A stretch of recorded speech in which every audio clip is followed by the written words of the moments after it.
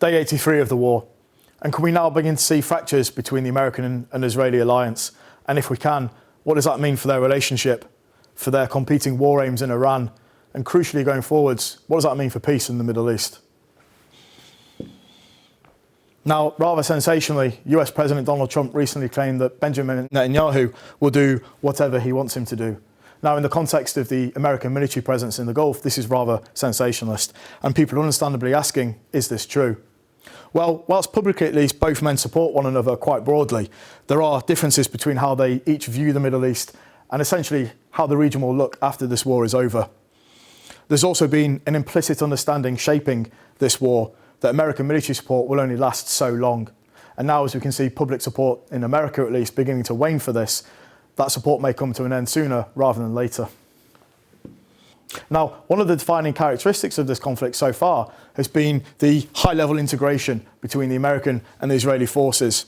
Now, this has started with the collection and dissemination of intelligence by both and has resulted in large-scale successful strikes conducted jointly against Iran, in particular against the government forces and key infrastructure for the nuclear and defence bases. Now, the most famous example of this was actually on the first day of the war, when CIA American intelligence successfully plotted key locations for members of the Iranian government, in particular the supreme leader, who was killed on the opening day. Now, the next 5 weeks of the campaign subsequently saw this relatively high-level operational tempo of this joint intelligence sharing operation, resulting in successful operational and tactical strikes conducted by the Americans and the Israelis on key Iranian infrastructure. Now, the first cracks began to show by the 7th of April with the imposition of the first ceasefire. Now, in particular for Israel, there was some hesitation and confusion on the aspect of Lebanon's inclusion or not. Now, the Iranian regime had apparently made it clear from the start that Lebanon was included in the ceasefire. But the Israelis were still continuing to attack Hezbollah positions in the south of Lebanon, which were attacking northern Israeli settlements.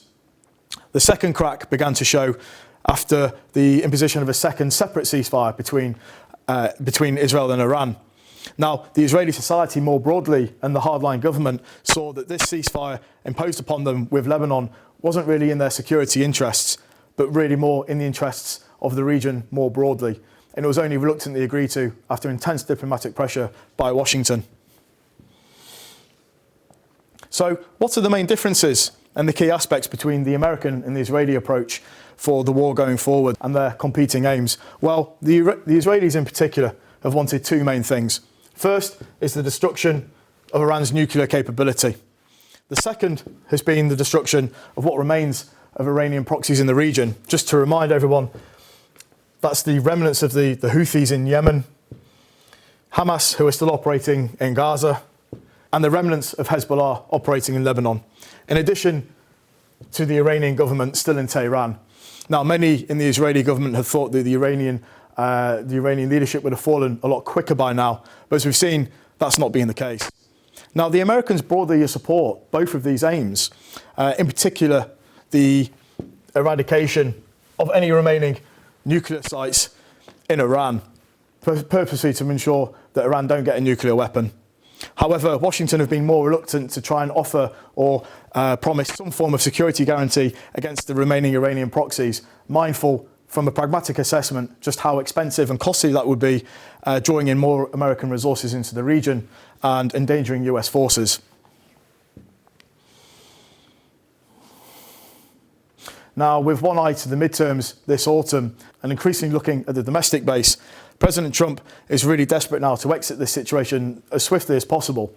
Now, that would mean two things. The first would be the reopening of the Straits of Hormuz. And the second would be to offer Israel at least some partial guarantee of limiting Iranian nuclear enrichment, which would likely fall far short of Israeli calls for the eradication of the nuclear program in its entirety.